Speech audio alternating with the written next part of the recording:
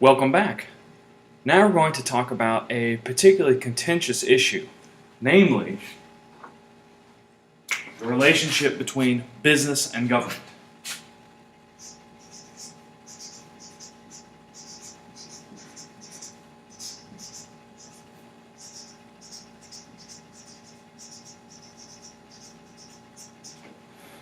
Okay. So this lecture, of course, will focus on the particular features of the American government. As you know, if you go overseas or to different countries, many of this won't apply, but some of the terms will at least be familiar to you if you work in a different environment. So first of all, let's talk about the structure of the federal government itself. There's a few kind of basic elements that I wouldn't say are unique to the government, but they certainly characterize our government. The first is that we are involved in what is called a federal system.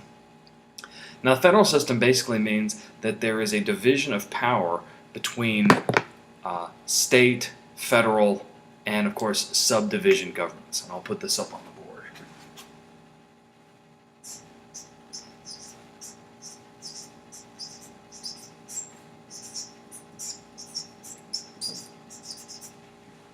If any of you have ever seen like one of those little matryoshka, the little Russian nesting dolls, that's kind of a way to think about the subdivision in the federal government. You've got the big federal government on top, that's the biggest, the strongest, the supreme, and then you have little nesting dolls inside that are in some ways reflections of the larger federal government. Now, an important aspect of the federal government is what we call the supremacy clause.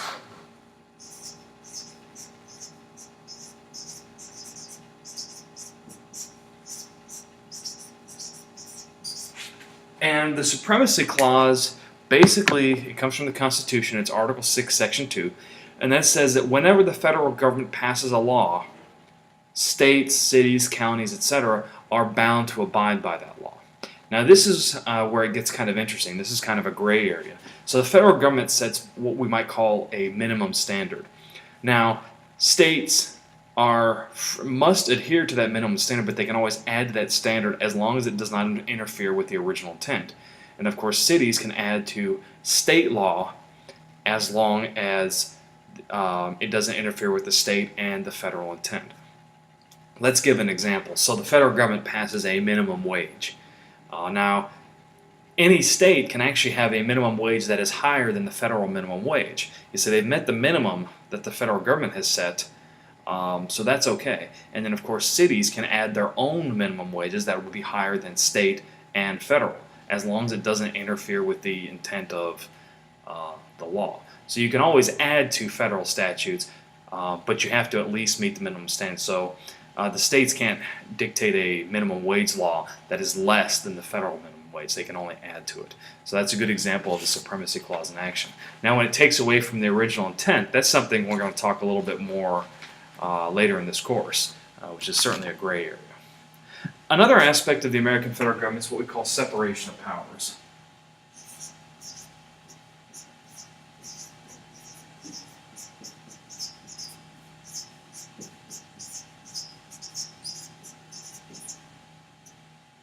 Separation of powers, basically, it's a very old idea that comes from the Enlightenment. Baron de Montesquieu came up with this idea. And Montesquieu had this vision of a government that had an executive branch, a legislative branch, and a judicial branch. And no single branch was all-powerful. Now, separation of powers is an interesting theory because it actually goes quite well with the countervailing forces model. So the executive, legislative, and judiciary branches, no single branch is all-powerful, yet they can kind of engage in that tug-of-war with each other. Might be something useful if you're doing a case study.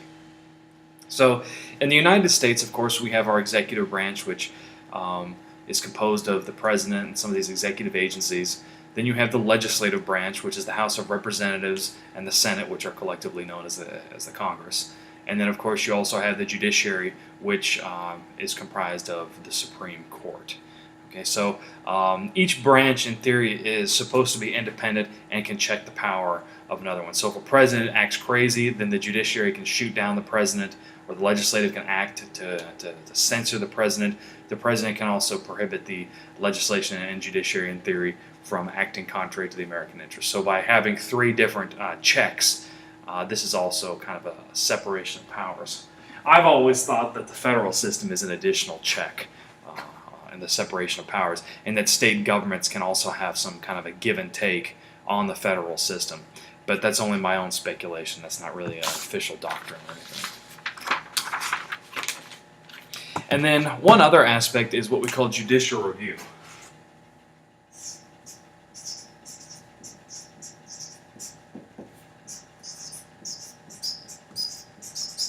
So judicial review basically means that judges, not just in the Supreme Court, but judges can review legislative and executive actions, and then they can nullify or strike down any laws that they deem unconstitutional, and they can also prohibit officials from exceeding their authority.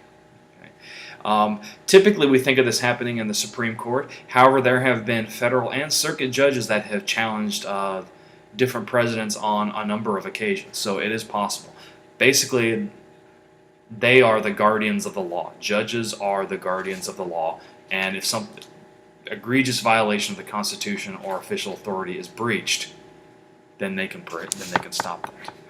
Now, of course, tying in the Constitution to history, we know that historically businesses have in many ways dominated the government, and that even ties back to the early days of America, as we talked about during our business history section. I mean, you think about what the war was over. It wasn't over inhumanity, poor treatment, or anything like that. It was over British mercantile policies. It was over taxation.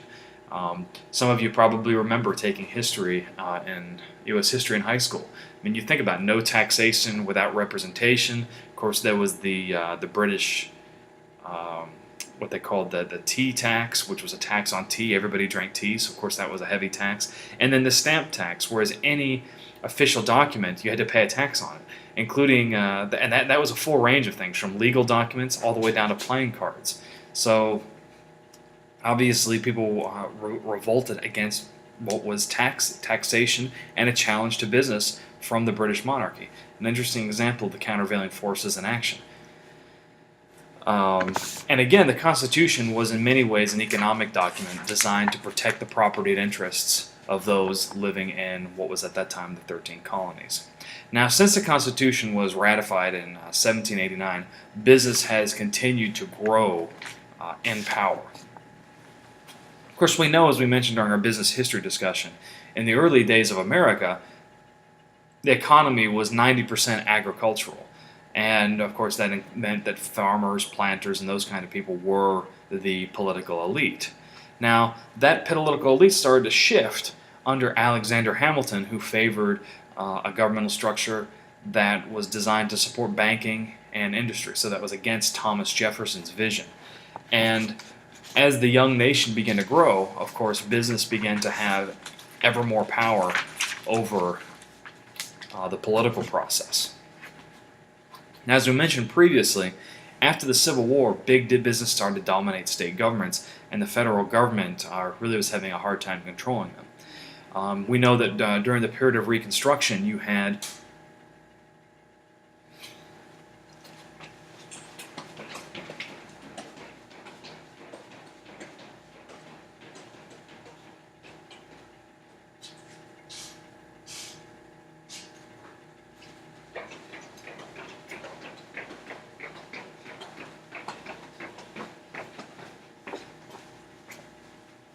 I apologize, that light won't stay on for the life of me. So I know following the period of the Civil War, you had people that were known as carpetbaggers, and they were the engines behind the Reconstruction effort. Carpetbaggers were wealthy industrialists that came from the North, and they were the ones that rebuilt the South. And of course, they didn't always do this in an ethical way. They took farmland from people who already had farmland. They instituted martial law. They had the backing of the army. But this represented business filling a gap that government didn't fill, and it wasn't necessarily in everyone's best interest. Of course, we also talked about during our business history discussion, the ascendancy of railroads. Railroads and really entered a domain where the government did not, namely the domain of interstate commerce. So railroads had their own police forces, their own militias. They were given extensive tracts of land for the building of railroads. They were given funding by the government. Basically, many of the government's activities were designed specifically to support railroads. So this was also an illustration of businesses' power over the federal government. Now, due to the ascendancy of the Republican Party following the Civil War, there were a number of pro-business presidents, starting with Grant, and of course it ended with William McKinley in 1900. And the power that businesses had, it was basically almost bribery and corruption that they had over presidents. Businesses, particularly railroads, oil magnates, they were the ones that controlled the government. Farmers, of course, through the Populist Party, as we mentioned earlier, tried to reassert some control over Congress. The populist movement, as I mentioned, was coupled by the progressive movement that began to challenge this kind of business-government relationship. Unionized labor was also a significant challenge to the business dominance over government, the Anti-Saloon League, and by 1900 there were some reforms that curtailed corporate power.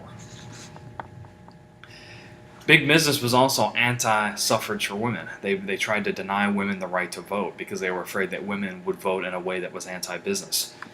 So fortunately, the progressive era curtailed the power of businesses. Now, this kind of uncurtailed ascendancy of business began to kind of be challenged in an even more significant way during the New Deal.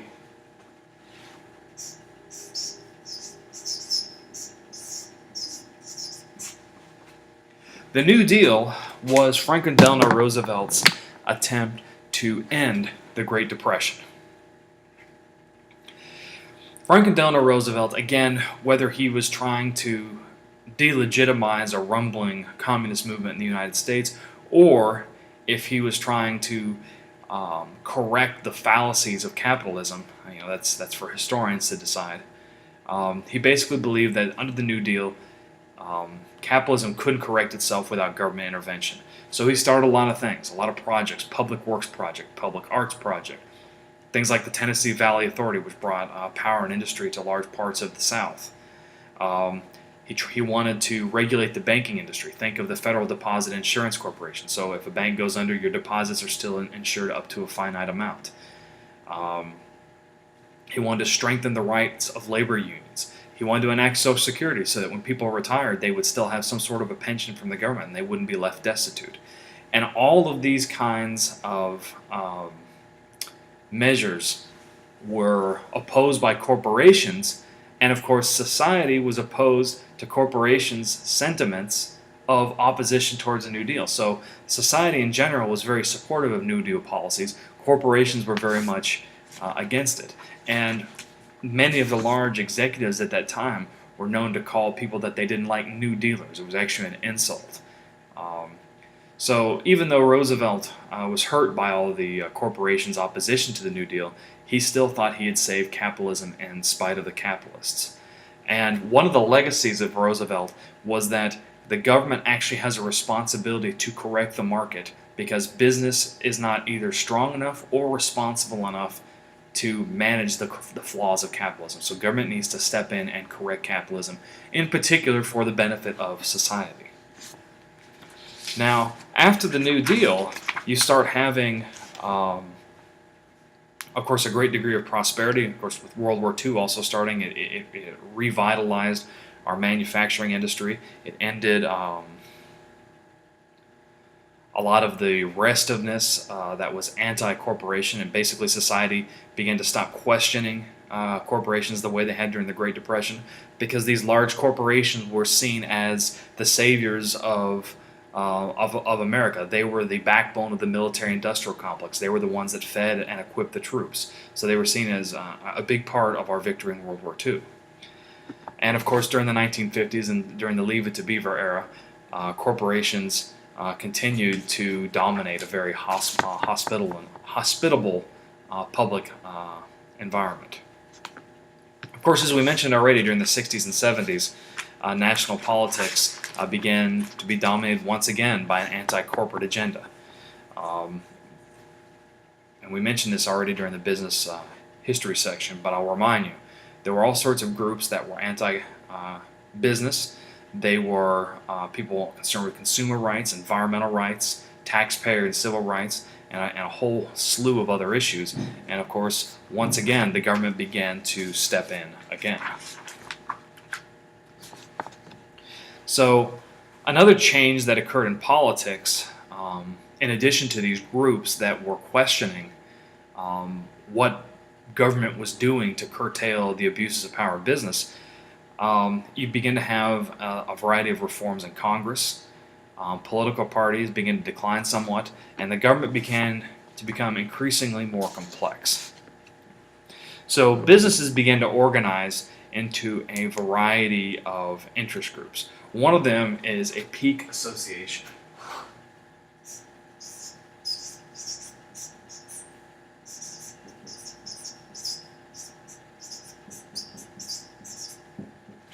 So a peak association represents political interest of many companies and industries. One of the most famous ones that you probably know of is the Chamber of Commerce. And that was started in 1912. And they basically have a variety of things that, in addition to representing businesses, they can also curtail information asymmetry for consumers when they're trying to make purchasing decisions. Of course, you also have the National Association of Manufacturers, which represents a wide variety of industries, and that represents almost 10,000 companies and a variety of trade associations as well. And then, of course, there's a business roundtable where big corporations, kind of the elite of these corporations, can kind of meet and discuss a variety of issues. So we also have what we call trade associations. Now that's kind of like a subgroup of the peak association.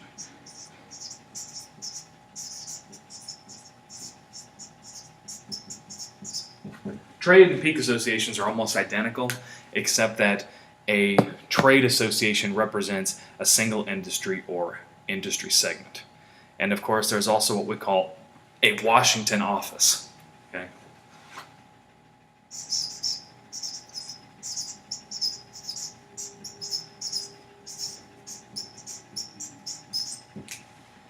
So trade associations will typically have, of course, corporate staffs also will.